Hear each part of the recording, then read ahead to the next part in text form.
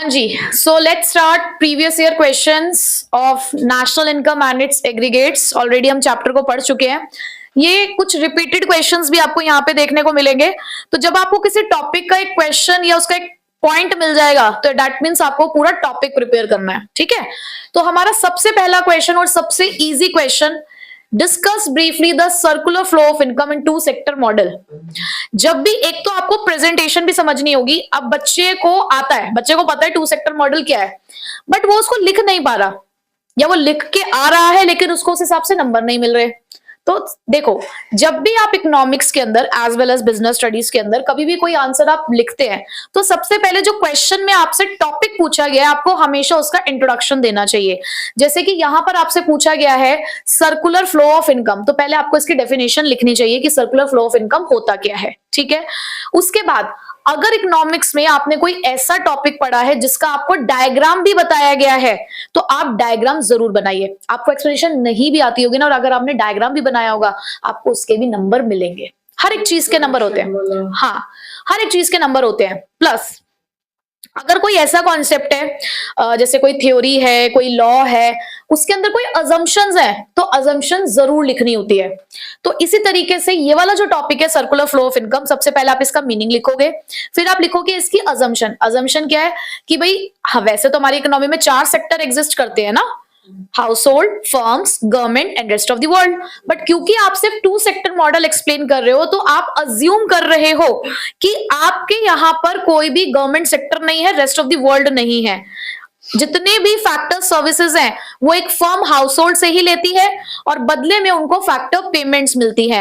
इसी तरीके से हाउस होल्ड्स भी जो भी उनके पास पेमेंट आती है उसका इस्तेमाल करती है to purchase the goods and services produce by the firms. तो ये कुछ चीजें हैं, कुछ अजम्पशंस हैं जो आपको यहाँ पर लिखनी है। ठीक है, उसके बाद आप बनाएंगे इसका डायग्राम और डायग्राम को करेंगे एक्सप्लेन। अब डायग्राम क्या था? डायग्राम ऐसा था, एक तरफ थे हाउस होल्ड्स, एक तरफ थी फर्म्स।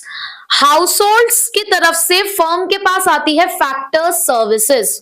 उस फैक्टर सर्विसेज के लिए फर्म पे करती थी हाउस होल्ड्स को factor payments in the form of rent, wages, interest and profit. और फैक्टर सर्विसेज कौन कौन सी थी? Land, labour, capital, entrepreneur. उसके बाद जैसे ही फैक्टर सर्विसेज मिलती है फर्म को, फर्म प्रोडक्शन करना स्टार्ट करती है और वही प्रोडक्शन किसको बेचती है?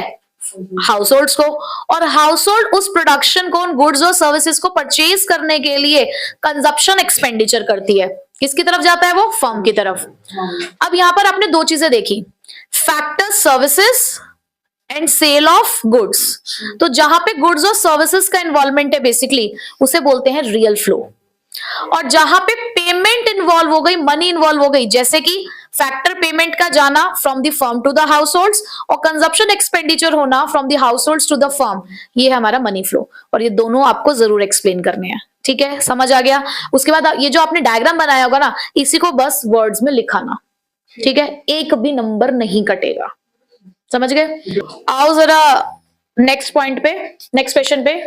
नेक्स्ट क्वेश्चन थोड़ा ज्यादा हमारा इंपॉर्टेंट है, हर साल इससे क्वेश्चन आता है हमारे पास। क्वेश्चन क्या है पहले समझते हैं, फिर टॉपिक पे आएंगे। As per the Economic Times report dated 11th of April 2023, electric vehicle sales cross 10 lakh mark in financial year 2020-22। उन्होंने बोला कि इलेक्ट्रिक व्हीकल्स की सेल बढ़ चुकी है। Basically analyse the likely impact of this news on GDP and welfare. शायद starting में जब आप क्वेश्चन को पढ़ रहे होगे आपको समझ नहीं आएगा कि क्वेश्चन किस टॉपिक का है, बट ये जो लास्ट की लाइन है ना, इसने हमें बता दिया कि बेसिकली टॉपिक है GDP as an index of welfare. ये बहुत इंपॉर्टेंट क्वेश्चन है, प्लीज इसको बिल्कुल मत छोड़ के जाना। अगर आप इस चैप्टर को बिल्कुल ही प्रिपेयर नहीं करो बट एटलीस्ट ये वाला टॉपिक प्रिपेयर कर लो, GDP as an index of welfare करके आपकी बुक में ये टॉपिक मिलेगा आपको। इसके अंदर आपको कुछ पॉइंट्स मिलेंगे, इसको हम लिमिटेशंस ऑफ जीडीपी भी कहते हैं। ठीक है, तो हर साल कोई ना कोई एक पॉइंट उठ के आ जाता है। अब यहां कौन सा पॉइंट है? उन्होंने कहा कि इलेक्ट्रिक व्हीकल्स की सेल्स बढ़ गई है। अब इलेक्ट्रिक व्हीकल्स क्यों आए? पॉल्यूशन को बचाने के लिए, इन्वायरमेंट को प्रोटेक्ट करने के लिए। तो बेसिकली वहां पर हमने ना एक पॉइंट पढ़ा था, externalities. Externalities are the benefits और हार्म्स। इसमें बेनिफिट भी होते हैं, हार्म्स भी होते हैं। तो 2 तरीके की होती है ये, पॉजिटिव और नेगेटिव। तो बेसिकली इसमें पॉजिटिव एक्सटर्नलिटी आई है कि क्योंकि यहां पर इलेक्ट्रिक व्हीकल्स की सेल बढ़ गई, उसकी वजह से क्या हुआ, एक पॉजिटिव इंपैक्ट पड़ा जीडीपी के ऊपर कि जीडीपी भी इंक्रीज हुई और इन्वायरमेंट को सेव करने के लिए आपने ये काम किया। तो यहां पर आपको उसका वो पॉजिटिव एक्सटर्नलिटी वाला पॉइंट एक्सप्लेन करना है। समझ गए? अच्छा, इसी की चॉइस में, हालांकि सेम ईयर में ये क्वेश्चन नहीं आया था, किसी नेक्स्ट ईयर में आया था, बट मैंने कहा कि इसी टॉपिक का क्वेश्चन है। क्या पूछा गया है? GDP as indicator of welfare. Basically words ढूंढा करो कि मिल गया ना आपको कि वेलफेयर का ही क्वेश्चन है। Loses its significance is the distribution of income turns unequal. यानी कि अगर डिस्ट्रीब्यूशन ऑफ इनकम अनइक्वल है तो उसकी वजह से जीडीपी के ऊपर या उसके इंडेक्स ऑफ वेलफेयर के ऊपर एक नेगेटिव इंपैक्ट आता है, मतलब उसका कोई सिग्निफिकेंस नहीं रहता। भाई मैं किसी कंट्री में रहने वाले लोगों का वेलफेयर चेक करना चाहती हूं, तो मैं उसकी जीडीपी देख रही हूं, तो क्या उसकी जीडीपी मुझे सही चीज बता रही है? अब डिस्ट्रीब्यूशन ऑफ इनकम में बेसिकली क्या होता है, मैंने देखा कि हमारी कंट्री की इनकम बहुत ज्यादा आ रही है, बट वो इनकम ज्यादा क्यों आ रही है? उसके अंदर जो कंसेंट्रेशन ऑफ इनकम है वो फ्यू हैंड्स में है। आप अंबानी की इनकम को अगर उसके अंदर सिर्फ लिख रहे हो, पर उस झोपड़ी में काम करने वाले लोग की इनकम नहीं लिख रहे, जो दिन में शायद हो सकता है सिर्फ 100 रुपए कमा रहा हो, 20 रुपए कमा रहा हो, लेकिन हमारी इनकम हाई इसलिए आ रही है क्योंकि अंबानी की इनकम बढ़ रही है। तो ये डिस्ट्रीब्यूशन ऑफ इनकम अनइक्वल है। यहाँ पे रिच ज्यादा रिच हो रहा है, पुअर ज्यादा पुअर हो रहा है, तो ये सही नहीं है। ठीक है, तो इसके और भी पॉइंट्स है, लाइक कॉम्पोजिशन ऑफ जीडीपी का हमारे पास एक पॉइंट है यहाँ पर। ठीक है, और हमने एक्सटर्नलिटीज तो एक्सप्लेन कर ही लिया है। रेट ऑफ पॉपुलेशन ग्रोथ हो गया। Non monetary exchanges, basically non monetary exchanges में क्या होता है कि कुछ ऐसे सर्विसेज हम लोग प्रोड्यूस करते हैं जिसको आप जीडीपी में इंक्लूड नहीं करते, जैसे कि लोग अपने घर के बैकयार्ड में गार्डनिंग कर रहे हैं, एक हाउसवाइफ अपनी सर्विस दे रही है, कुकिंग करती है घर पे, कोई शौकिया तौर पे पेंटिंग करता है, तो इन सब चीजों को इंक्लूड नहीं किया जाता है। ठीक है, इसका मतलब आपको ये वाला टॉपिक पूरा प्रिपेयर करना है, जरूरी नहीं है कि यही दोनों पॉइंट्स में से क्वेश्चन आ जाए, हो सकता है इस बार कोई और पॉइंट उठ के आ जाए, तो आपको सारे प्रिपेयर करने हैं। उसके बाद स्टेट द प्रिकॉशंस। प्रिकॉशंस मतलब होता है क्या बातें ध्यान में रखनी चाहिए जब आप कैलकुलेट कर रहे हो नेशनल इनकम इनमें से किसी भी मेथड से। तो बेसिकली इसके अंदर आपको क्या लिखना होता है कि क्या हमें इंक्लूड करना है और क्या हमें एक्सक्लूड करना है। ठीक है, जैसे कि अगर मैं प्रोडक्शन मेथड की बात करूं तो प्रोडक्शन मेथड में क्या क्या इंक्लूड होना चाहिए, किस चीज की वैल्यू को हम इंक्लूड करते हैं? जैसे कि आपके पास आपकी इन्वेंट्री है, क्लोजिंग स्टॉक होता है, उसकी वैल्यू आप ऐड करते हो, चेंज इन इन्वेंट्री को आप ऐड करते हो। उसके अलावा बेसिकली यहाँ पे आपको प्रोडक्शन मेथड के अंदर आपको लिखनी है सारी चीजें कि आप अपने कंट्री के अंदर प्रोडक्शन कर रहे हो, तो उसके अंदर आप क्या क्या इंक्लूड करोगे। जैसे आप वैल्यू ऑफ आउटपुट निकालते हो, उसके अंदर आप क्या लिखते हो? Sales plus change in stock plus production of self consumption. तो लेकिन गुड्स की बात हो रही है सिर्फ, तो ये तीनों चीजें इसका मतलब इसके अंदर इंक्लूड होंगी। क्या इंक्लूड नहीं होगा? इंटरमीडिएट कंजप्शन, ये इंक्लूड नहीं करोगे। सिर्फ फाइनल एक्सपेंडिचर इंक्लूड होगा, कंजप्शन इंटरमीडिएट कंजप्शन वाला इंक्लूड नहीं होगा। अगर आप सेकेंड हैंड गुड्स को परचेज करते हो तो उसकी वैल्यू इंक्लूड नहीं होगी, पर हाँ उसके ऊपर जो ब्रोकरेज या कमीशन होती है उसको हम इंक्लूड करते हैं। अगर आप फाइनेंशियल एसेट्स खरीदते हो, जैसे कि डिवेंचर हो गया, बॉन्ड्स हो गए, शेयर्स हो गए, इनको नहीं इंक्लूड करते क्योंकि ये जस्ट पेपर वर्क होते हैं। ठीक है, तो बस इसी तरीके से हर मैथड के अपने अपने प्रिकॉशंस है, जिसमें दो तो सेम है सब में, sale of second hand good वाला, फाइनेंशियल एसेट वाला, और एक तीसरा ब्रोकरेज और कमीशन वाला पॉइंट। ठीक है, कभी भी sale of second hand goods की वैल्यू किसी भी मेथड में इंक्लूड नहीं होती है, फाइनेंशियल एसेट्स किसी भी मेथड में इंक्लूड नहीं होते हैं, बट ब्रोकरेज और कमीशन जो पे की जा रही है वो सब में इंक्लूड होती है। ठीक है, तो इस तरीके से तीनों के प्रिकॉशंस बनने हैं। नेक्स्ट क्वेश्चन का टाइप देखिए, अब किस तरीके के क्वेश्चंस हमारे से पूछे गए हैं प्रीवियसली।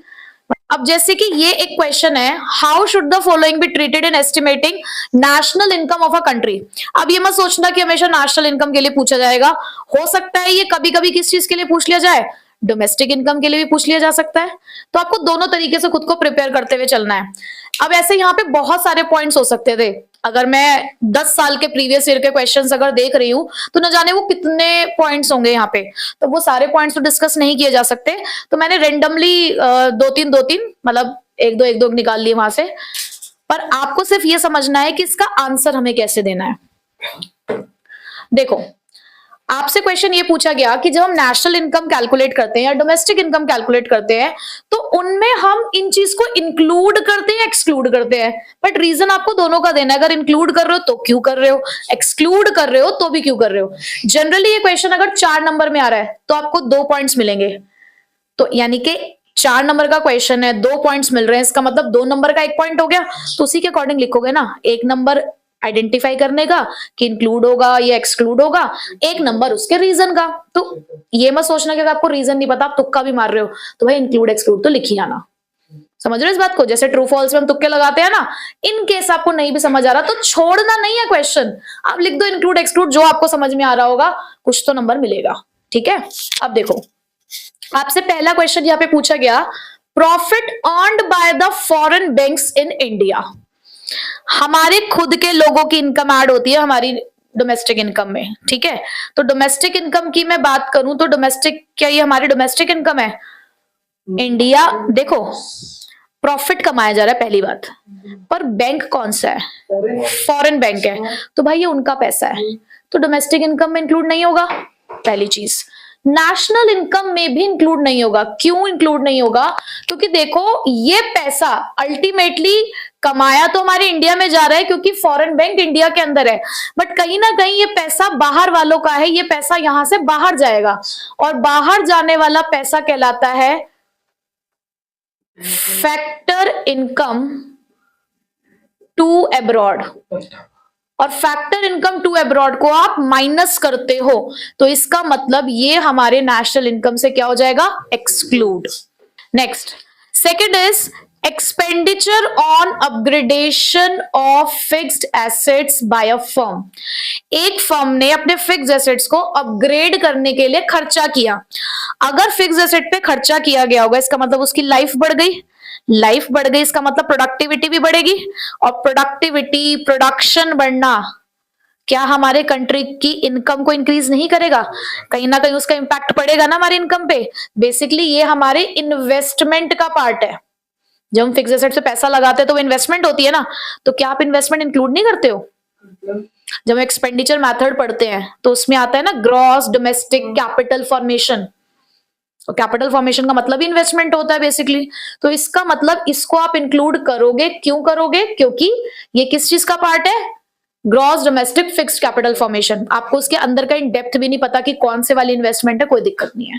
ठीक है, next third, payment made by the Japanese tourist for the goods purchase in India.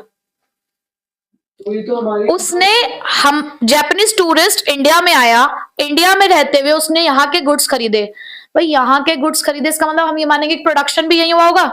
जब हमारी कंट्री में प्रोडक्शन हुआ है तो वो पैसा भी तो हमारा ही है ना, प्रोडक्शन की साइड से इसको देख रहे हैं, तो ये भी हमारा इंक्लूड होगा। ठीक है, रीजन वही कि हम ये मान के चल रहे हैं कि गुड्स हमारी कंट्री में ही प्रोड्यूस हुए हैं। उसके बाद brokers commission on sale of second hand goods. अभी प्रिकॉशंस पढ़ के आए हैं कि सेकेंड हैंड गुड्स को खरीदना बेचना तो इंक्लूड नहीं होता, बट उसके ऊपर कोई भी अगर ब्रोकरेज पे की जा रही है तो वो इंक्लूड होगी। क्यों? क्योंकि ये प्रोडक्टिव एक्टिविटी है। ठीक है, समझ गए? तो इस तरीके से कुछ भी पॉइंट आपसे पूछा जा सकता है। अब इसकी प्रैक्टिस आपको कैसे करनी है?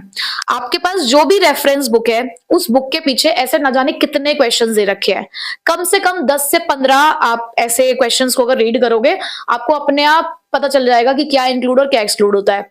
उसके अलावा आपकी रेफरेंस बुक के पीछे ऐसी टेबल भी बनी हुई मिल जाएगी आपको जिसमें लिखे हुए हैं इंक्लूडेड और एक्सक्लूडेड। तीसरी चीज, अगर आप न्यूमेरिकल करते हो तो न्यूमेरिकल के जो फॉर्मूलाज होते हैं वो भी आपको एक आइडिया देते हैं कि क्या इंक्लूड होता है क्या नहीं। जब आप जीडीपी एमपी निकालते हो या एनएनपीएफसी निकालते हो, एनडीपीएफसी निकालते हो, तो वहां पे जो जो चीज आप प्लस करते हो ना वो सब इंक्लूड होता है, जो माइनस करते हो वो इंक्लूड नहीं होता। जैसे मुझे इतना बताओ, एनडीपीएफसी है, एफसी मतलब फैक्टर कॉस्ट, क्या फैक्टर कॉस्ट में एनआईटी आता है? आईटी का फॉर्मूला क्या होता है? IT minus subsidies. आप सब्सिडीज माइनस कर रहे हो ना, इसका मतलब सब्सिडीज नहीं आती हैं। कभी लिखा आ गया सब्सिडीज, सब्सिडीज नहीं आती हैं।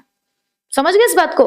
ऐसे आइडेंटिफाई कर सकते हो आप। ठीक है, बाकी प्रिकॉशंस पढ़ोगे तो प्रिकॉशन से भी आपको पता चल जाता है, ये प्रिकॉशन का ही तो पार्ट था। अब हमारे पास यहाँ पे कुछ डिफरेंसेस हैं, जिसमें पहला डिफरेंस हमारा इंपॉर्टेंट माना जाता है, the difference between stock and flow. यहाँ मैंने रियल फ्लो और मनी फ्लो नहीं लिखा है क्योंकि वो ऑलरेडी आप सर्कुलर फ्लो में पढ़ ही लोगे।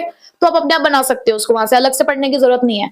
अब स्टॉक का मेन पॉइंट क्या है कि वो कौन सा वेरिएबल है जो कैसे मेजर किया जाता है, पर्टिकुलर पॉइंट ऑफ टाइम। ये चीज ध्यान रखने, कंफ्यूज नहीं होना इसमें। और फ्लो कैसे मेजर किया जाता है, period of time, period of time. Time dimension किसमें है, कहां टाइम आ गया है, फ्लो में। तो यहां पे टाइम डायमेंशन नहीं होता, यहां पे टाइम डायमेंशन होता है। तो बस इसी तरीके से आपको इसका डिफरेंस लिख लेना, 2-3 पॉइंट और। उसके बाद फाइनल और इंटरमीडिएट एक्सपेंडिचर्स क्या होते हैं। फाइनल एक्सपेंडिचर जो आप फाइनल गुड्स पे करते हो, और फाइनल गुड्स कौन से होते हैं, जो बताओ, इन्वेस्टमेंट या फिर कंजप्शन के लिए लिए जाते हैं, not for the purpose of resale होते हैं। वहीं पे इमीडिएट कंजप्शन, इमीडिएट एक्सपेंडिचर क्या होता है, बेसिकली इसको आप रॉ मटेरियल कह देते हो, जो for the purpose of resale होता है। ठीक है, नेक्स्ट डेप्रिसिएशन और कैपिटल लॉस क्या होता है। देखो दोनों ही चीजें फिक्स्ड एसेट्स की वैल्यू को डिक्रीज करती है, बट दोनों का रीजन अलग है। डेप्रिसिएशन होता है due to wear and tear, यानी कि आप इस्तेमाल कर रहे हो किसी सामान को, इसलिए उसकी वैल्यू कम हो गई है। आप किसी, बहुत टाइम हो गया किसी चीज को, मतलब with the passage of time तो डेप्रिशिएट हो गया है। कोई नई टेक्नोलॉजी आ गई है तो हमारा जो पहले वाला एसेट था वो पुराना हो जाता है, तो ऑब्सोलीट हो जाता है, बेसिकली आउटडेटेड टेक्नोलॉजी हो जाती है, तो डेप्रिशिएट हो रहा है। बट यहां पर कैपिटल लॉस का मतलब है कि हो सकता है due to the natural calamities, अगर आपके किसी भी फिक्स्ड एसेट की वैल्यू डिक्रीज हो रही है, कहते हैं ना जान और माल की हानि, तो वो जो माल की हानि होती है due to the natural calamities, वो आप कैपिटल लॉस में कंसिडर करते हो। ठीक है, नेक्स्ट डोमेस्टिक इनकम और नेशनल इनकम क्या होती है, ये तो आप कर ही लेंगे अपने आप। डोमेस्टिक इनकम यानी कि जो पैसा, जो फैक्टर इनकम बेसिकली आप अपनी कंट्री के अंदर अर्न कर रहे हो, वो आपकी डोमेस्टिक इनकम होती है। उसी डोमेस्टिक इनकम के अंदर अगर आप net factor income from abroad भी ऐड कर देते हो तो वही नेशनल इनकम बन जाती है, यानी कि वही फैक्टर इनकम जो आप बाहर से कमा रहे हो। ठीक है, उसके बाद वाइडर कॉन्सेप्ट कौन सा है, ऑब्वियसली नेशनल इनकम। अब एक और इंपॉर्टेंट यहां से डिफरेंस निकल कर आता है बिटवीन द रियल जीडीपी और नॉमिनल जीडीपी। ये सिर्फ डिफरेंस के लिए ही इंपॉर्टेंट नहीं है, कहीं ना कहीं इससे एक न्यूमेरिकल भी है हमारे पास, जो कि एक हमारा टॉपिक आता है जीडीपी डिफ्लेटर। ठीक है, ये जीडीपी डिफ्लेटर के न्यूमेरिकल्स के लिए भी इंपॉर्टेंट है कहीं ना कहीं। और जब हम रीजन असर्शन जैसे क्वेश्चन देख रहे होते हैं, स्टेटमेंट बेस्ड क्वेश्चन देख रहे होते हैं, तो कहीं ना कहीं यहां से क्वेश्चन आपको मिल सकता है। तो रियल जीडीपी है वो कांस्टेंट प्राइस पे मेजर की जाती है, और नॉमिनल जीडीपी करंट प्राइस पे। तो रियल जीडीपी के अंदर आपने प्राइस को तो फिक्स कर दिया, तो ये सिर्फ एक ही फैक्टर की वजह से इंक्रीज और डिक्रीज होती है, फिजिकल आउटपुट। इसको चेंज करने का एक ही फैक्टर है कि अगर आपके आउटपुट में चेंजेस हुए होंगे। वहीं पर नॉमिनल जीडीपी को price as well as output दोनों अफेक्ट करते हैं, प्राइस का बढ़ना घटना भी इस जीडीपी को चेंज करता है और आउटपुट भी। एक क्वेश्चन कई बार पूछ लेते हैं कि रियल जीडीपी ज्यादा बेटर चीज है, मतलब बेटर इंडिकेटर है ग्रोथ का, या नॉमिनल जीडीपी। रियल जीडीपी एक बेटर इंडिकेटर ऑफ ग्रोथ है। क्यों, यहां से तुम्हारी नेशनल इनकम बढ़ी हुई दिख भी रही है, बट वो क्यों बढ़ी, क्योंकि प्राइस बढ़ गए थे। तो बेटर इंडिकेटर कौन सा है, रियल जीडीपी। आप रियल को नॉमिनल और नॉमिनल को रियल में कन्वर्ट कर सकते हो with the help of this concept, real GDP deflator, जिसको हम प्राइस इंडेक्स भी कहते हैं। बेसिकली ये जो प्राइस का इफेक्ट है उसको एलिमिनेट करता है। ठीक है, तो यहां तक हो गए हमारे थ्योरेटिकल क्वेश्चन। टाइप्स आपको पता चल गए कि एक डिफरेंसेस आ सकते हैं, इस तरीके का क्वेश्चन आ सकता है, सर्कुलर फ्लो हो गया, प्रिकॉशंस हो गए। ठीक है, तो आपको टाइप्स पता चल गए। 6th मैंने यहाँ लिख दिया न्यूमेरिकल्स, बट अभी हम न्यूमेरिकल्स यहाँ कवर नहीं कर रहे हैं, न्यूमेरिकल्स हम सेपरेटली कवर करेंगे, जिसमें जीडीपी डिफ्लेटर के भी होंगे और तीनों टाइप्स के जो हमारे मेथड है उसके भी। तो इस तरीके से नेशनल इनकम जो आपका कितने मार्क्स का आने वाला है, 10 मार्क्स का आपको प्रिपेयर करना है। ठीक।